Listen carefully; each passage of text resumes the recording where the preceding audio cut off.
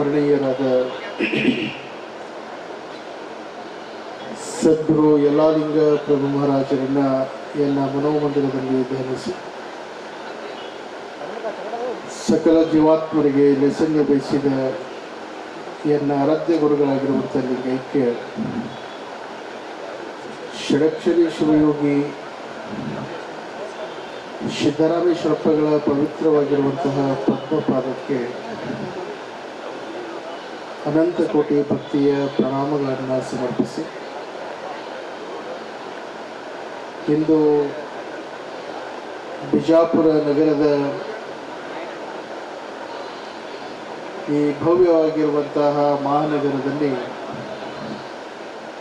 ಕರ್ನಾಟಕ ರಾಜ್ಯ ರೈತ ಸಂಘ ಹಾಗೂ ಹಸಿರು ಸೇನೆ ವತಿಯಿಂದ ಹಮ್ಮಿಕೊಂಡಿರುವಂಥ ರಾಜ್ಯ ಮಟ್ಟದ 4ನೇ ಬೃಹತ್ ಜಾಗೃತ ಸಮಾವೇಶವನ್ನು ಈ ಭವ್ಯವಾದಂಥ ಸಮಾರಂಭದ ವೇದಿಕೆ ಮೇಲೆ ವಿರಾಜಮಾನರಾಗಿರುವಂಥ ಎನ್ನ ಆತ್ಮೀಯ ಪರಮಪೂಜ್ಯರೂ ಆಗಿರುವಂತಹ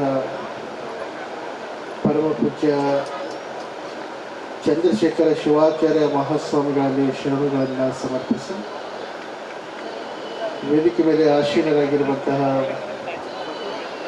ಸುವರ್ಣ ತಾಯಿಯವರಲ್ಲಿ ವಿಶೇಷವಾಗಿ ಸಮಾರಂಭದ ವೇದಿಕೆ ಮೇಲೆ ಆಸೀನರಾಗಿರುವಂತಹ ಎಲ್ಲ ಹರಗುರು ಚರಮೂರ್ತಿಗಳಲ್ಲಿ ಈ ಸಮಾರಂಭದ ರೂವಾರಿಗಳು ರೈತರ ಬಗ್ಗೆ ನಿರಂತರವಾಗಿರುವಂಥ ಚಿಂತನೆಯನ್ನು ಮಾಡ್ತಾ ರೈತರಿಗಾಗಿಯೇ ತಮ್ಮ ಜೀವನವನ್ನೇ ಮುಡುಪಾಗಿಟ್ಟಿರುವಂಥ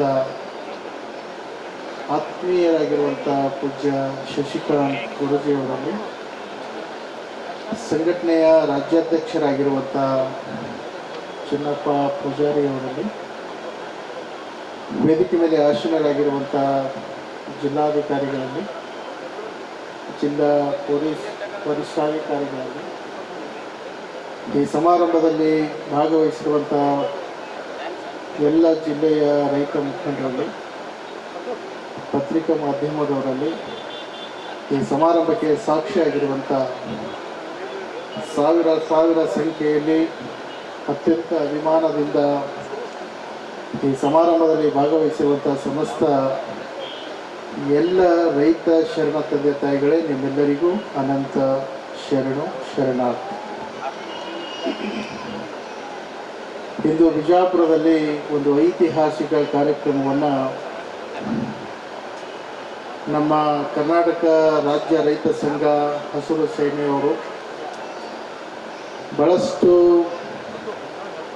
ಈ ಭಾಗದ ರೈತರಿಗೆ ಒಂದು ನ್ಯಾಯವನ್ನು ಒದಗಿಸಬೇಕು, ಯಾವ ರೈತರಿಗೂ ಕೂಡ ಅನ್ಯಾಯ ಆಗಬಾರ್ದು, ರೈತರ ಜೊತೆಗೆ ನಾವು ಸದಾಕಾಲ ನಿಮ್ಮ ಒಂದು ಕಷ್ಟದಲ್ಲಿ ನಾವು ಇರ್ತೇವೆ ಅನ್ನುವಂಥ ಸಂದೇಶವನ್ನು ಕೊಡುವುದರ ಮುಖಾಂತರ ಈ ಸಭೆಯನ್ನು ಏನು ಆಯೋಜನೆ ಮಾಡಿದ್ದಾರೆ. ಮೊದಲನೇದಾಗಿ ಈ ಸಭೆಯನ್ನು ಆಯೋಜನೆ ಮಾಡಿರುವಂಥ ನಮ್ಮ ಶಶಿಕಾಂತ್ ಗುರೂಜಿಯವರಿಗೆ, ಚಿನ್ನಪ್ಪ ಪೂಜಾರಿಯವರಿಗೆ ಇಡೀ ಬಿಜಾಪುರ ಜಿಲ್ಲೆ ವತಿಯಿಂದ ಮೊದಲನೇದಾಗಿ ಅಭಿನಂದನೆಗಳನ್ನು ಸಮರ್ಪಣೆ ಮಾಡಿ. ಯಾಕಂದರೆ ಅವರು ಜೀವನದ ಒಂದೊಂದು ಕ್ಷಣಗಳು ಕೂಡ ರೈತರಿಗಾಗಿ, ಈ ನಾಡಿನ ಈ ದೇಶಕ್ಕೆ ಅನ್ನ ಹಾಕುವಂಥ ಶ್ರೇಷ್ಠವಾಗಿರುವಂಥ ರೈತರ ಜೊತೆಗೆ ನಾವು ಇದ್ದು ಆ ರೈತರ ಕಷ್ಟದಲ್ಲಿ ಭಾಗವಹಿಸಬೇಕು ಅನ್ನುವಂಥ ಭಾವನೆಯಿಂದ ಇಡೀ ಅವರ ಜೀವನವನ್ನೇ ಇವತ್ತು ಯಾರಿಗಾಗಿ ಮುಡುಪಾಗಿಟ್ಟಿದ್ದಾರೆ ಅಂತಂದರೆ ಈ ನಾಡಿನ ರೈತರಿಗಾಗಿ ಅವರ ಬದುಕನ್ನೇ ಅವರು ಮುಡುಪಾಗಿಟ್ಟಿದ್ದಾರೆ. ಭಾಳ ಜನ ಅವರ ಬದುಕು ಅವರ ಕುಟುಂಬಕ್ಕಾಗಿ ಆಗಿರ್ಬೋದು, ಸಮಾಜಕ್ಕಾಗಿ ಆಗಿರ್ಬೋದು, ಅವರ ಗ್ರಾಮಕ್ಕೆ ಆಗಿರ್ಬೋದು, ಅವರ ಜಿಲ್ಲೆಗೆ ಆಗಿರ್ಬೋದು, ಇಂತಿಷ್ಟು ವ್ಯಾಪ್ತಿಗೆ ಮಾತ್ರ ಸೀಮಿತ ಮಾಡ್ಕೊಂಡಿರ್ತಾರೆ. ಆದರೆ ಇವತ್ತು ಇವರಿಬ್ಬರು ಏನು ಇವತ್ತು ವೇದಿಕೆ ಮೇಲೆ ಕೂತಿದ್ದಾರೆ, ಅವರಿಬ್ಬರ ಬಳಿ ಬಹಳ ದೊಡ್ಡ ಶಕ್ತಿಯನ್ನು ಆ ಭಗವಂತ ತುಂಬಿದ್ದಾರೆ. ಬಹುಶಃ ಅಮ್ಮವರು ಒಂದು ಮಾತನ್ನು ಹೇಳಿದ್ರು, ಕೃಷ್ಣ ಪರಮಾತ್ಮ ಅರ್ಜುನನ ಕುಂತು ಒಂದು ಮಾತನ್ನು ಹೇಳ್ತಾನೆ, ಯಾವಾಗ ಧರ್ಮ ಅವನತಿ ಆಗ್ತದೆ, ಯಾವಾಗ ಧರ್ಮ ನಶಿಸಿ ಹೋಗ್ತದೆ, ಆವಾಗ ನಾನು ಸಾಧುವಿನ ರೂಪದಲ್ಲಿ, ಶಿವಯೋಗಿಯ ರೂಪದಲ್ಲಿ, ಸನ್ಯಾಸಿಯ ರೂಪದಲ್ಲಿ ಅವತಾರವನ್ನು ತಾಳಿ ಬಂದು ಆ ಧರ್ಮವನ್ನು ಉಳಿಸ್ತೇನೆ, ಬೆಳೆಸ್ತೇನೆ ಅನ್ನುವಂಥ ಮಾತನ್ನು ಕೃಷ್ಣ ಪರಮಾತ್ಮ ಅರ್ಜುನನಿಗೆ ಯಾವ ಥರ ಹೇಳ್ತಕ್ಕಂಥ ಮಾತಿದೆ.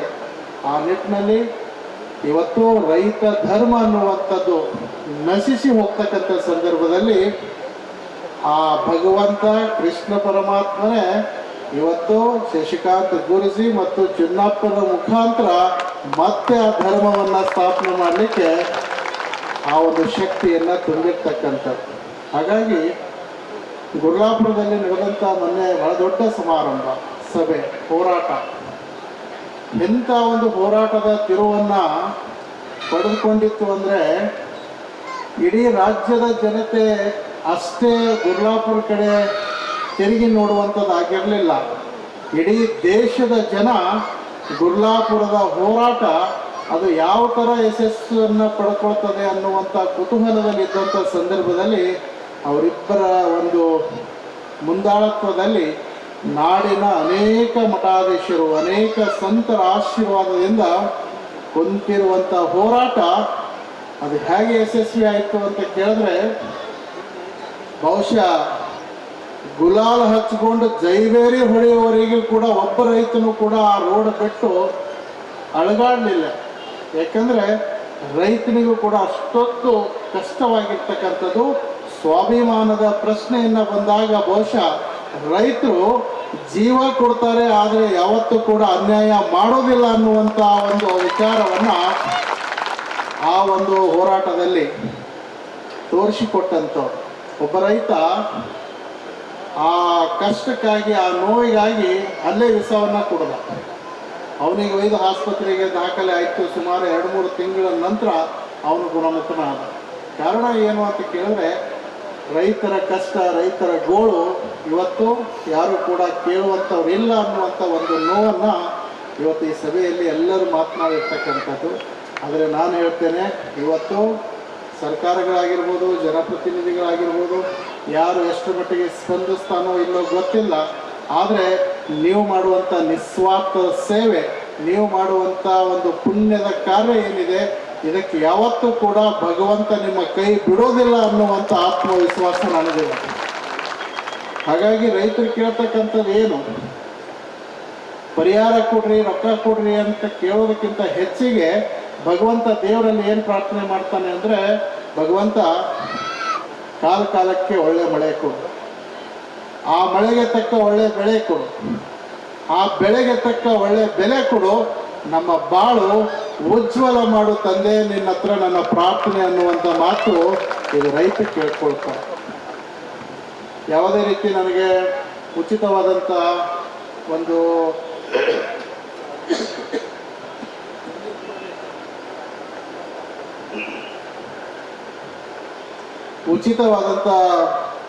ಯೋಜನೆಯನ್ನು ಕೊಡು, ನಾನು ದುಡಿಲಾರದೆ ಮನೆಯಲ್ಲೇ ಕುಂತಾಗ ರೊಕ್ಕ ಬರುವಂಥ ಯೋಜನೆಯನ್ನು ಕೊಡುವಂತ ಯಾವತ್ತೂ ಕೂಡ ನಮ್ಮ ರೈತರು ಕೇಳೋದಿಲ್ಲ. ಭಗವಂತನಿಗೆ ಕೇಳ್ತಕ್ಕಂಥದ್ದು ಏನಂದರೆ, ನಾವು ದುಡಿತಕ್ಕಂಥ ರೊಟ್ಟಿಗೆ ಶಕ್ತಿ ಕೊಡು, ಮಳೆ ಕೊಡು, ಬೆಳೆ ಕೊಡು, ದುಡಿದಿರುವಂಥ ಆ ಬೆಳೆಗೆ ಒಳ್ಳೆ ಬೆಲೆ ಕೊಡು. ನಮ್ಮಷ್ಟು ಸಂತೃಪ್ತಿ ಈ ಜಗತ್ತಿನೊಳಗೆ ಆ ಭಗವಂತನೂ ಇರಲಿಕ್ಕೆ ಸಾಧ್ಯ ಇಲ್ಲ ಅನ್ನುವಂಥ ಆತ್ಮತೃಪ್ತಿಯ ಬದುಕು ನಡೆಸ್ಕೊಂಡು ಹೋಗ್ತಕ್ಕಂಥವ್ರು ಯಾರು ಅಂತಂದರೆ ಅದು ರೈತರು ಅನ್ನುವಂಥದ್ದು. ಹಾಗಾಗಿ ಇವತ್ತಿನ ಸಮಾಜದಲ್ಲಿ ಎಂಥ ಒಂದು ವ್ಯವಸ್ಥೆ ನಿರ್ಮಾಣ ಆಗಿದೆ ಅಂದರೆ, ರೈತರಿಗೆ ಯಾರು ಹೆಣ್ಣು ಕೊಡ್ತಾ ಇಲ್ಲ ಅನ್ನುವಂಥ ಮಾತನ್ನು ಕೇಳಿದೆ. ರೈತರಿಗೆ ಅದು ಭಾಳ ವಾಸ್ತವಿಕವಾಗಿ ಒಂದು ಸಂಬಂಧವನ್ನು ಮಾಡಬೇಕು ಅಂತಂದರೆ, ಒಳ್ಳೆ ನೌಕರಿ ಇರುವಂಥವರು, ಸರ್ಕಾರಿ ನೌಕರಿ ಇರುವಂಥವ್ರು, ಲಕ್ಷಗಟ್ಟಲೆ ಸಂಬಳ ತಗೊಳ್ಳುವಂಥವರಿಗೆ ಕನ್ಯಾ ಕೊಡಬೇಕು ಅಂತ ಎಲ್ಲರೂ ವಿಚಾರ ಮಾಡ್ತಾರೆ. ಎಂಥ ದೊಡ್ಡ ದುರಂತ ಅಂದರೆ, ಅವ ರೈತ ಅದಾನ ಅಂತಂದರೆ ಹೆಣ್ಣು ಕೊಡಲ್ಲ ಅಂತ ಸ್ಪಷ್ಟವಾದಂಥ ನಿರ್ಣಯವನ್ನು ಹೇಳ್ತಾರೆ. ಆದರೆ ಅವನಿಗೆ ಜೊತೆ ಸಂಬಂಧ ಮಾಡಬೇಕಾದ್ರೆ ಅವನಿಗೆ ಹೊಲ ಎಷ್ಟು ಅಂತ ಕೇಳ್ತಾರೆ. ಅವನಿಗೆ ಹೊಲ ಎಷ್ಟಿದೆ? ಸಂಬಂಧ ಬೆಳೆಸೋದಕ್ಕೆ ಹೊಲ ಬೇಕು, ಆದರೆ ಹೊಲದಾಗ ದುಡಿತೀನಿ ಅನ್ನುವಂಥವನಿಗೆ ಹೆಣ್ಣು ಕೊಡೋದಿಲ್ಲ. ಆದರೆ ಅವ ಎಂಥವನೇ ಇರಲಿ, ಶ್ರೀಮಂತನೇ ಇರಲಿ, ಅವನಿಗೆ ಆಸ್ತಿನೇ ಇಲ್ಲಪ್ಪ, ಅವನಿಗೆ ಹೊಲನೇ ಇಲ್ಲ, ಅವನಿಗೆ ಹೆಣ್ಣು ಕೊಡೋದಿಲ್ಲ ಅಂತಾರೆ. ಹೊಲ ಇಲ್ಲದಂಥವ್ರಿಗೆ ಹೆಣ್ಣು ಕೊಡೋಕೆ ನಿರಾಕರಿಸ್ತಾರೆ. ಹೊಲದಾಗ ದುಡಿಯುವಂಥ ರೈತನಿಗೆ ಹೆಣ್ಣು ಕೊಡುವಂತಂದರೆ ಎಲ್ಲರೂ ಹಿಂದೇಟು ಹಾಕ್ತಾರೆ. ಆದರೆ ಸಂಬಂಧ ಬೆಳೆಸಲಿಕ್ಕೆ ಹೊಲ ಬೇಕು, ಹೊಲದಾಗ ದುಡಿಯುವಂಥ ವ್ಯವಸ್ಥೆ ನಮಗೆ ಬೇಡ ಅನ್ನುವಂಥ ಮನಸ್ಥಿತಿಗೆ ಇವತ್ತು ನಮ್ಮ ಸಮಾಜ ಬಂದು ನಿಂತಿರುವಂಥದ್ದು. ಹಾಗಾಗಿ ಇವತ್ತು ರೈತರ ಶಕ್ತಿ, ರೈತರ ಒಂದು ತಾಕತ್ತು ಎಷ್ಟು ಗಟ್ಟಿಯಾಗಿದೆ ಅಂತಂದರೆ, ಬಹುಶಃ ನೀವೆಲ್ಲ ರೈತರು ಒಂದಾಗಿ, ನೀವೆಲ್ಲರೂ ಒಂದು ಕೂಗನ್ನು ಗಟ್ಟಿ ಧ್ವನಿಯಿಂದ ಕೂಗಿದ್ರೆ ಇಡೀ ಭಾರತ ದೇಶ ಅಷ್ಟೇ ನಿಮ್ಮ ಕಡೆ ತಿರುಗಿ ನೋಡೋದಲ್ಲ, ಇಡೀ ವಿಶ್ವನೇ ನಿಮ್ಮ ಕಡೆ ತಿರುಗಿ ನೋಡುವಂಥ ಶಕ್ತಿ ನಿಮ್ಮಲ್ಲಿ ಇದೆ. ಹಾಗಾಗಿ ನಿಮ್ಮೆಲ್ಲರಲ್ಲಿ ಒಗ್ಗಟ್ಟು ಬೇಕು. ಆ ಒಗ್ಗಟ್ಟಿತ್ತು ಅಂತಂದರೆ ಇವತ್ತು ಎಲ್ಲರೂ ನಿಮ್ಮ ಮನೆಯವರಿಗೆ ಬಂದು ಕೆಲಸವನ್ನು ಮಾಡಿಕೊಟ್ಟು ಹೋಗ್ತಾರೆ.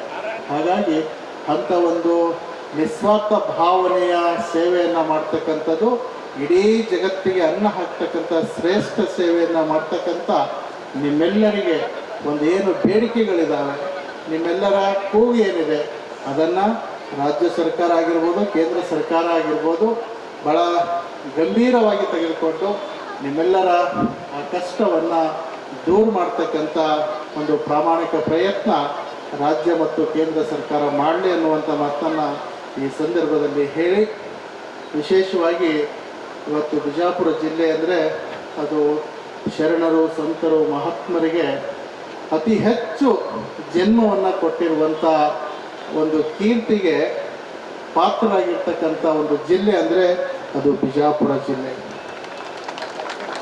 ಅಂಥ ಒಂದು ಬಿಜಾಪುರ ಜಿಲ್ಲೆಯಲ್ಲಿ ಇವತ್ತು ಆಲ್ಮಟ್ಟಿ ಜಲಾಶಯ ಅಂತಂದರೆ ಇಡೀ ದೇಶದಲ್ಲಿ ಅತ್ಯಂತ ದೊಡ್ಡ ಜಲಾಶಯ ಮತ್ತು ಎಲ್ಲರೂ ಕೂಡ ಆ ಜಲಾಶಯ ಕಡೆ ತಿರುಗಿ ನೋಡುವಂಥ ಒಂದು ಆಲ್ಮಟ್ಟಿ ತನ್ನದೇ ಆಗಿರ್ತಕ್ಕಂಥ ಒಂದು ಸಾಮರ್ಥ್ಯವನ್ನು ಹೊಂದಿರತಕ್ಕಂಥದ್ದು. ಹಾಗಾಗಿ ಇಂಥ ಜಲಾಶಯ ಈ ಜಿಲ್ಲೆಯಲ್ಲಿದ್ದರೂ ಕೂಡ ನೀರಿನ ಅಭಾವ, ನೀರಿನ ಕೊರತೆ ಭಾಳಷ್ಟು ರೈತರಿಗೆ ಆಗ್ತಕ್ಕಂಥದ್ದು ಏನು ವಿಚಾರ ಇದೆ. ಅದು ಜಲಾಶಯ ಇನ್ನೂ ಎತ್ತರ ಮಟ್ಟಕ್ಕೆ ಬೆಳಿಬೇಕು, ಇನ್ನೂ ಎತ್ತರ ಆಗಬೇಕು, ಹೆಚ್ಚಿನ ನೀರಾವರಿ ಒಂದು ಪ್ರದೇಶ ನಮ್ಮ ಜಿಲ್ಲೆಗೆ ಆಗಬೇಕು ಅನ್ನುವಂಥ ಏನು ನಿಮ್ಮ ಬೇಡಿಕೆ ಇದೆ, ಭಗವಂತನ ಆಶೀರ್ವಾದದಿಂದ ನಮ್ಮ ರೈತ ಮುಖಂಡರಾಗಿರ್ತಕ್ಕಂಥ ಚುನ್ನಪ್ಪ ಮತ್ತು ಶಶಿಕಾಂತ್ ಗುರೂಜಿಯವರ ನೇತೃತ್ವದಲ್ಲಿ ನಿಮ್ಮ ಬೇಡಿಕೆ 100ಕ್ಕೆ 100 ಈಡೇರ್ತದೆ ಅನ್ನುವಂಥ ಆತ್ಮವಿಶ್ವಾಸ ನನಗಿದೆ. ಹಾಗಾಗಿ ಆ ಗುರುಗಳ ಆಶೀರ್ವಾದ, ಭಗವಂತನ ಆಶೀರ್ವಾದ ಎಲ್ಲ ರೈತರ ಮೇಲೆ ಇರಲಿ ಅನ್ನುವಂಥ ಮಾತನ್ನು ಈ ಸಂದರ್ಭದಲ್ಲಿ ಹೇಳಿ, ಇವತ್ತೇನು ನಮ್ಮ ಶಶಿಕಾಂತ್ ಗುರೂಜಿಯವರು ಮತ್ತು ಚುನ್ನಪ್ಪ ಪೂಜಾರಿ ಇವರಿಬ್ಬರು ಒಂದು ಎತ್ತಿನ ಬಂಡಿಗೆ 2 ಎತ್ತುಗಳಿದ್ದಾವೆ. ಅದರಲ್ಲಿ ಒಂದು ಎತ್ತಿಲ್ಲ ಅಂದರೂ ಕೂಡ ಬಂಡಿ ಎಳ್ಕೊಂಡು ಹೋಗ್ಲಿಕ್ಕೆ ಸಾಧ್ಯ ಇಲ್ಲ. ಅವು 2 ಬಂಡೆಗಳು ಸರಿಸಮವಾಗಿ ನಡ್ಕೊಂಡು ಹೋದರೆ ನಿಮ್ಮೆಲ್ಲರಿಗೂ ಇಲ್ಲಿಂದ ದಿಲ್ಲಿವರೆಗೆ ಹೊತ್ಕೊಂಡು ಹೋಗುವಂಥ ಸಾಮರ್ಥ್ಯ ಅವರಿಬ್ಬರಿಗೆ ಇದೆ. ಹಾಗಾಗಿ ನಾನು ಈ ವೇದಿಕೆ ಮುಖಾಂತರ ಹೇಳ್ತೇನೆ, ಅವರಿಬ್ಬರು ನಿಮ್ಮ ಸಲುವಾಗಿ ಕಂಕಣಬದ್ಧರಾಗಿ ನಿಂತಿದ್ದಾರೆ. ಅವರಿಬ್ಬರು ಇದೇ ಗಟ್ಟಿ ನಿರ್ಧಾರ, ಗಟ್ಟಿ ನಿಲುವಿನಿಂದ ಯಾವಾಗಲೂ ಕೂಡ ರೈತರ ಒಂದು ಸೇವೆಯನ್ನು ಮಾಡ್ತಕ್ಕಂಥ ಅವರ ಜೀವನದ ಪ್ರತಿಯೊಂದು ಕ್ಷಣವೂ ಕೂಡ ಅದು ರೈತರಿಗೆ ಬದುಕಿಗಾಗಿ ಸಮರ್ಪಿತ ಆಗಲಿ ಅನ್ನುವಂಥ ಮಾತನ್ನು ಈ ಸಂದರ್ಭದಲ್ಲಿ ಹೇಳಿ, ಅವರು ಯಾವುದೇ ಒಂದು ಕಾರ್ಯವನ್ನು ಮಾಡಿದ್ರೆ ಅದು ಬಹಳ ಅರ್ಥಪೂರ್ಣವಾಗಿರುವಂಥ ಕಾರ್ಯವನ್ನು ಮಾಡ್ತಾರೆ. ಹಾಗಾಗಿ ಅವರು ಮಾಡಿರುವಂಥ ಎಲ್ಲ ಕಾರ್ಯವನ್ನು ಯಶಸ್ವಿ ಆಗಲಿ ಅನ್ನುವಂಥ ಮಾತನ್ನು ಈ ಸಂದರ್ಭದಲ್ಲಿ ಹೇಳಿ, ಅದರ ಜೊತೆಗೆ ಇನ್ನೊಂದು ಹೇಳಬೇಕು ಅಂತಂದರೆ, ನಮ್ಮ ಮಹಾಮಠದ ಇತಿಹಾಸದಲ್ಲಿ ಬಹುಶಃ ಯಾವ ಹೋರಾಟದಲ್ಲಿ ಕೂಡ ಪೂಜ್ಯ ಗುರುಗಳು ಹೇಳಿದಾಗೆ ನಾನು ಪಾಲ್ಗೊಂಡಿರುವಂಥ ಇತಿಹಾಸನೇ ಇಲ್ಲ. ಆದರೆ ಒಂದು ಹೋರಾಟದಲ್ಲಿ ಭಾಳ ಅಭಿಮಾನದಿಂದ, ಅಷ್ಟೇ ನಿಮ್ಮೆಲ್ಲರ ಮೇಲೆ ಇರ್ತಕ್ಕಂಥ ಕಳಕಳಿಯಿಂದ ಒಂದು ಹೋರಾಟದಲ್ಲಿ ನಾನು ಪಾಲ್ಗೊಂಡಿರ್ತಕ್ಕಂಥದ್ದು. ಅದು ಯಾವ ಹೋರಾಟ ಅಂದರೆ ಅದು ರೈತರ ಹೋರಾಟ. ಯಾಕಂದರೆ ಕಳೆದ ವರ್ಷ ಡಿಸೆಂಬರ್ ತಿಂಗಳಲ್ಲಿ ಗುರುಗಳ ನೇತೃತ್ವದಾಗ ನಾನು ಒಂದು ಕಾರ್ಯಕ್ರಮವನ್ನು ಆಯೋಜನೆ ಮಾಡಿರ್ತಕ್ಕಂಥದ್ದು. ಆ ಕಾರ್ಯಕ್ರಮ ಏನಿತ್ತು ಅಂದರೆ ರೈತರ ಮೇಲೆ ಪುಷ್ಪವೃಷ್ಟಿಯನ್ನು ಮಾಡ್ತಕ್ಕಂಥದ್ದು. ಆ ಸಂದರ್ಭದಲ್ಲಿ ನಾನು ಒಂದು ಮಾತನ್ನು ಹೇಳಿದ್ದೆ, ಏನು ಅಂದರೆ 30,000 ರೈತರಿಗೆ ಗುರುಗಳ ಈ ತಪಸ್ಸಿನ ಭೂಮಿಯಲ್ಲಿ ನಿಮಗೆ ಪುಷ್ಪವೃಷ್ಟಿಯನ್ನು ಮಾಡಿರ್ತಕ್ಕಂಥದ್ದು ನನಗೆ ಭಾಳ ತೃಪ್ತಿಯನ್ನು ತಂದಿದೆ. ಹಾಗಾಗಿ ಯಾರ ರೈತರು ಅಂಜುವಂಥ ಅವಶ್ಯಕತೆ ಇಲ್ಲ. ನೀವೆಲ್ಲರೂ ಧೈರ್ಯದಿಂದ ಇರಬೇಕು. ನಿಮ್ಮೆಲ್ಲರ ಉಜ್ವಲ ಭವಿಷ್ಯವನ್ನು ನಿರ್ಮಾಣ ಆಗಬೇಕು. ನಿಮ್ಮೆಲ್ಲ ರೈತರ ಸುಖದಲ್ಲಿ ನಾವು ಇರ್ತೀವೋ ಇಲ್ಲೋ ಗೊತ್ತಿಲ್ಲ, ಆದರೆ ರೈತರ ಕಷ್ಟ ಕಾಲದಲ್ಲಿ ಮುಗುಳು ಕೊಡು ಮಠ ನಿಮ್ಮ ಜೊತೆ ಇರ್ತದೆ ಅನ್ನುವಂಥ ಮಾತನ್ನು ನಾನು ಹೇಳಿರ್ತಕ್ಕಂಥದ್ದು. ಹಾಗಾಗಿ ನಾನು ಕೂಡ ಆ ಹೋರಾಟದಲ್ಲಿ ಭಾಗವಹಿಸಿ ಎಲ್ಲರ ಗುರುಗಳು ನಾವು ಸರ್ಕಾರಕ್ಕೆ ಒಂದು ಮನವರಿಕೆಯನ್ನು ಮಾಡೋದ್ರ ಮುಖಾಂತರ ರೈತರಿಗೆ ಒಂದು ನ್ಯಾಯವನ್ನು ಕೊಡಿಸ್ತಕ್ಕಂಥ ಒಂದು ಪ್ರಯತ್ನ ಆಯಿತು. ಅದಕ್ಕೆ ನ್ಯಾಯನೂ ಕೂಡ ಸಿಕ್ತು.